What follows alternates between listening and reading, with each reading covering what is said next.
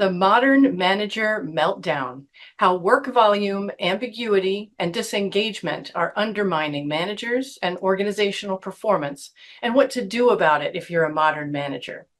As it turns out, organizations are unknowingly sabotaging their own success, not because they have poor strategies or lack talented employees, but because they're creating conditions that prevent good managers from succeeding. It's a much bigger problem than most organizations and their executive teams realize. Gallup reports that managers account for approximately 70% of team engagement in their companies. Think about that for a minute. If managers influence the daily experience of every 7 out of 10 of employees, organizations should be investing far more in helping their managers succeed. Sure, organizations spend enormous amounts of money every year training managers on topics like leadership, communication, emotional intelligence, change management, conflict resolution, performance measures, strategic thinking, and so much more. And all of those matter for sure, but who's teaching managers how to manage the work itself? Think about the average Tuesday morning. A manager opens Outlook or Gmail, Teams, Slack, their CRM, and maybe a project management system. Before 9 a.m., they've already absorbed dozens of emails, messages, requests, to-dos, and calendar changes. Their team members are probably lining up at the door, and managers are trying to make decisions about what deserves their attention first. Who's teaching managers how to juggle all of that? Not how to lead people or how to communicate, but how to manage the complexity of the modern workday and do it efficiently and effectively. Almost no one. And that's why modern managers are having a meltdown. So what does this mean for you? Let's examine what's creating this meltdown and what you can do to avoid it if you're a manager today. Let's start with disengagement. In the past, managers have often been the most engaged group in organizations. Engagement is the positive mental attachment that people have to their work and their coworkers and their company. But something has shifted. As Gallup reported, managers used to enjoy an engagement premium at work, but they are increasingly only as engaged as those that they lead. Even more concerning, Gallup says that lower engagement among managers accounts for most of the recent downturn in employee engagement. Disengagement, however, is the mental detachment from work, from coworkers and their companies. Sadly, this is a form of checking out, of giving up, of letting go, and caring a lot less. And that trend has been on the rise in recent years. Gallup's 2026 State of the Global Workplace report shows manager engagement falling from 30 to 27% in 2024. That's pretty low. Then it dropped again from 27% down to 22% in 2025. Headlines from major business publications and recent studies tell the same story. Titles like, "Why are managers so miserable at work?" "Manager disengagement stalls innovation and hits productivity." "Unhappy managers are quietly breaking your business," and so on and so forth. In addition, the current state of unsupported managers is incredibly costly to both organizations and the economy. Gallup, again, estimates that low engagement costs the global economy approximately $10 trillion in lost productivity every year. Simply put, when managers are overloaded, overwhelmed, and on their way to burnout, or already in burnout, they're not doing their best work. But managers sit at the center of everything. So when managers struggle, then teams struggle to achieve cohesively. Progress slows down for projects and initiatives. Culture takes a hit. Employee engagement drops, and profitability and results decrease. And the impact extends far beyond one manager or team. It affects the productivity and performance of entire organizations. And yet, managers are being asked to lead the transformation of modern work while simultaneously trying to survive it. They're feeling intense pressure at the exact time they're receiving less support than ever before. This is evidenced by Gallup's State of the Global Workplace report again in 2025, which showed that only 44% of global managers received formal management training. That means that more than half of managers are managing people and projects without formal preparation. For a role that directly influences employee engagement and productivity, performance, and retention and revenue, that is both astonishing and disappointing. Managers are expected to lead and develop people, implement change, adopt new technologies, strengthen culture, produce results, and somehow still find time to do their own work. They're carrying responsibilities coming from every direction while being expected to meet deadlines and hit goals and keep everyone else moving forward at the same time. It's no wonder so many managers are struggling or burning out. But here's the interesting part. Disengagement isn't exactly where the story begins, even though I started here. It's where the story ends. After working with leaders and managers for more than 2 decades, I've discovered that disengagement isn't the real problem. It's the result of 2 much larger forces fundamentally reshaping the manager's workday. To understand what's really happening here, we need to step back and examine those 2 forces. The first one is work volume. Managers have a lot going on. They're feeling the weight of the work coming down from the top and the work coming up from their team. And that workload is heavy. The C-suite is consistently requesting more restructuring and staff changes, more data and progress reporting, new projects and initiatives, process and procedure changes, and tech changes and AI adoption. Team members are consistently requiring coaching and guidance, culture cohesion, conflict resolution, professional development, task and project management oversight, awards and recognition, and so much more. And with so much going on, it is so easy to be worn out by the nonstop activity and requests and deadlines. So to stay afloat and keep progress moving forward, many managers work long hours. My client, Sandy, is one of them. Sandy is in charge of a nonprofit practice group in a $77 million accounting firm of 300 employees in Massachusetts. And Sandy is a typical manager. She's a wife and mother of 2 teenage boys, manager of a team of 16. She's a shareholder in the company, treasurer for 3 boards, and daughter of 2 aging parents who own a family business. And by the way, since their English is not their first language, Sandy gets pulled into all kinds of legal and financial matters when they need her help. She spends so much of her time coaching her team, handling Q&A, problem solving, directing, and putting out fires while trying to accomplish her own work, which includes both client work and business development.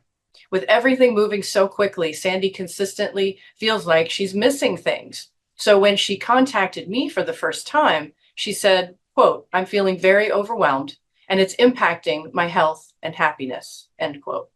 She added that she feels exhausted a lot of the time, saying that she's 47, but feels like she's 67 from how tired she is every day. And Sandy's story is not unique.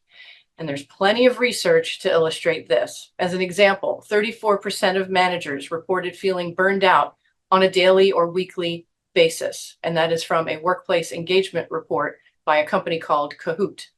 In a Gartner report, 75% of CHROs surveyed believe that their managers are overwhelmed by the increased job responsibilities. 2025 research from the Association of Talent Development, which is ATD, as reported by Inc.com, shared research about managers who said that their organizations provided them with little or no training to prepare them for their first managerial role. 63% of managers surveyed said that being a manager was, quote, much more difficult than they expected it to be, end quote, before starting their job. In addition, other Gartner data cited by multiple publications states that managers have been overseeing 3 times as many direct reports in 2023 as they did back in 2017. Grace Myers, who is a principal analyst at Gartner, showed this last little bit of data in one of her LinkedIn posts, showing the number jumping from 5 employees in 2017 to 15 employees in 2023 for every manager. So that dramatically increased the number of employees that many managers are expected to support. So work volume is rising. The number of people that managers are supposed to manage is rising. And yet managers are not being given the training or the support that is required to do their jobs, even as they're asked to do more than ever before. Meanwhile, when employees sense that quiet cracking and stress of their managers, it's easy for them to be demotivated.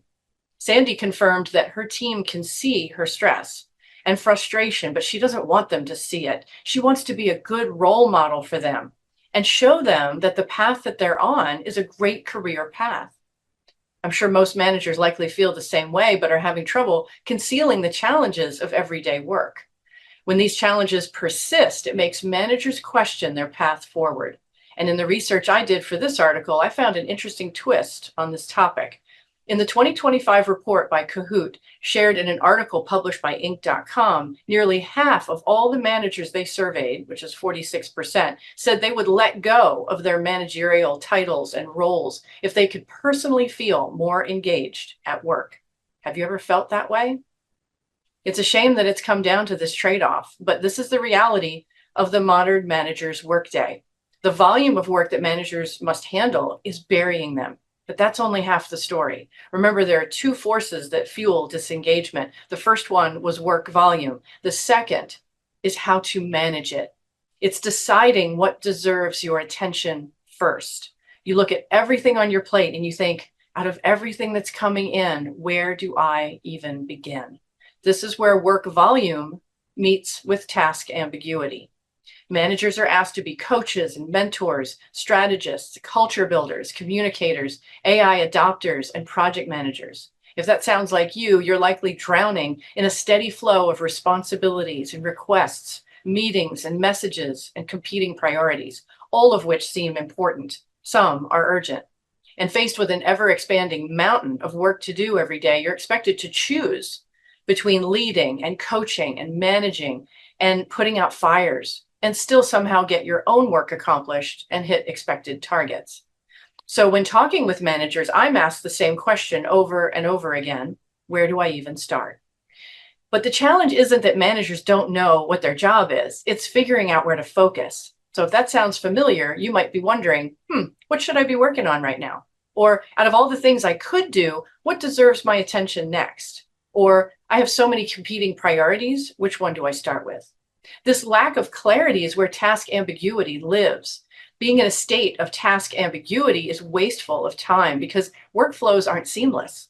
There's a lot of stops and starts throughout the day. And email itself is a burden. Information is hard to find. Tasks are hard to track. And task ambiguity makes it hard to keep up, much less get ahead. So feeling accomplished at the end of the day is elusive, making you feel increasingly stuck. But like most managers, I know you want to do a great job and make progress. So you might start early in the day or work late into the night and still feel behind. But working hard and going nowhere is defeating. And when working like this day in and day out, it raises stress, leads to burnout, and then ultimately disengagement. With less enthusiasm, the volume of work is even harder to manage, and task ambiguity persists. And then the cycle continues. Now let's talk about operational execution. The chaos of the modern workday has been caused by the chaos of how work is being managed. You're expected to perform at a high level, but probably weren't taught how to manage the volume and velocity of modern work. If you've ever received all kinds of leadership training and development in the past, you may not have been offered the training you really needed to stay on top of your work. As a matter of fact, research from the past has shown that many managers adapt their work style by simply mimicking a former boss, which is definitely not the answer. This means that you may have been blamed for poor outcomes in the past while you were operating with a broken system or no system at all. So the problem isn't you, the manager, it's the system you're using or lack thereof. And this is what leads to the great productivity gap, which I explained in issue number 1 of The Efficiency Edge. This is the gap between knowing what to do and actually being able to do it. This is when high work volume plus task ambiguity equals slow execution. So here's the deal. Operational leadership determines where an organization is going. Operational execution determines whether it ever gets there. Operational execution is the missing piece from the workday picture. Execution addresses the questions of, how do I actually get my work done? How can I manage competing priorities? How do I make consistent progress confidently when work is coming from 15 different directions? When you don't have the answers to those questions and you don't have the skills you need, every project and initiative undertaken will be seriously inhibited. It's going to be a slog. Have you ever felt that way when trying to move quickly and make progress in your day? If so, it's because you simply don't have the capacity, the clarity, the system, or the support you need to execute quickly, effectively, and consistently every single day. You've been left to figure it out on your own, and it's not working. Again, I wrote about this in greater depth in issue number 1 of The Efficiency Edge when I talked about the workload management crisis. When you aren't able to keep up with everything you need to do and have no idea where to start on some days or what to do first or next, time is wasted. And when time is wasted, productivity takes a hit, and so does progress. And because managers touch all levels of business, the impact is felt everywhere, and everyone will pay the price. You, your team, and your company. So to escape this cycle of doom, you might think that you have to work harder or work longer hours, perhaps be more disciplined or organized, but that's not so. You also don't need more leadership skills, more communication skills, or tech training. And you certainly don't need more apps, hacks, tools, tech, or AI. What's needed is a better way to manage the complexity of the modern workday. This is possible by gaining workload management skills, which are the backbone to workday efficiency and productivity. Workload management skills are necessary for tracking tasks, making decisions, managing email, managing information, prioritizing, planning, strategic thinking, and to keep momentum going. Without these skills, execution is a big hurdle. It's impossible to clearly see what needs to be done and when, making progress and results slow to appear. The combination of work volume plus task ambiguity leads to challenges that exhaust managers. And this is fertile ground where disengagement grows, unfortunately. So what can you do if you're a modern manager? The solution always comes back to having a solid method for managing tasks. Not more technology. You need a methodology. You need one complete system to manage your day if you want to be super efficient and on top of your game. A system that offers clarity, certainty, confidence, and control. A structure you can lean on to execute daily, more easily, readily, and steadily. When you have a complete system, everything flows from there. Because the modern manager meltdown is not a people problem. It's a workload management problem. Without a system, it's easy to feel overwhelmed because your work is fragmented. It's everywhere. It's email, calendar, sticky notes, notebooks, legal pads, voicemail, texts, Slack, Teams, hallway conversations, meeting notes, social media. It's in your head and in so many other places. So choose one platform. Yes, you need technology, but just one platform will do. Build your task list there. Get rid of as many tools as you can. Those are legal pads, planners, spiral notebooks, whiteboards, Excel spreadsheets, Word documents. Then pull tasks away from their sources. Those are places like email, voicemail, texts, and meeting notes. Get them all into one platform, the one that you've chosen. Assign action dates, not due dates, DUE, but action dates to each and every task. Then when tasks are all on one platform, each with their own action dates, and in taskology, we call these due dates DO, because that's the date you're going to do the task. So it's not about the deadline date or due date DUE. When everything has their own action date, you can easily compare them and prioritize action. Then group your task list by action date and compress and hide all future days except for today. And this helps with overwhelm and it helps you focus. And PS, don't expect that AI is going to do all of this for you and do it well. This is a much bigger topic, by the way, than it's for another efficiency edge, but I will just say this for now. Please understand that if AI is not connected to everything that you have, if it's not connected to your apps and your tools, plus what's on your desk, what's in your head, what just happened a few minutes ago, maybe what you discussed in your meeting recently, it will not be able to give you a complete picture of what's on your plate. And therefore, it will not be able to make accurate assessments of your work or help you make good decisions or properly advise you on the best use of your time and what to do right now. Now, AI can do tactical reasoning, but it cannot touch human judgment. Again, it's not connected to everything. Maybe someday it will be, and it'll be able to do all of that, but it simply cannot be done at this moment in time. So, wrapping up, let me know how you're feeling today about what you have on your plate right now. Do you feel more burdened by the volume of your work or the task ambiguity? Where to start? Which one is your biggest challenge right now? How much there is to do or how to do it? Be sure to drop me a comment and let me know. I would love to hear from you. And by the way, if both is your answer, let me know that too. So that's all for now. Until next time, remember to make the most of your minutes. Protect time for what matters and make memories you'll cherish for years to come. Greater productivity doesn't mean packing more work into your workday. It's about getting the right work accomplished from start to finish, faster and easier during your workday so you can gain more time and more freedom and enjoy more of life. Until next time, this is Leslie Shreve signing off. Here's to your productivity and success. If you're ready to stop treading water and losing time and energy at work and start cruising more seamlessly and effortlessly throughout your workday, grab my Fast Action Formula for Tasks. It's my 7-day mini video course that will help you establish a solid task list, no matter what technology you're using today. And it will give you the step-by-step formula I teach clients every week so you can design every task so it's easily achievable. Our clients say that this is the way to get relief in your workday, by centralizing tasks. Yes, centralize them, no matter how many you have, no matter where they're coming from, and no matter when you'll take action. You need to centralize your tasks. So, stop treading water while looking for life preservers like tips and apps and hacks that won't help. Instead, get the formula today by clicking the link below.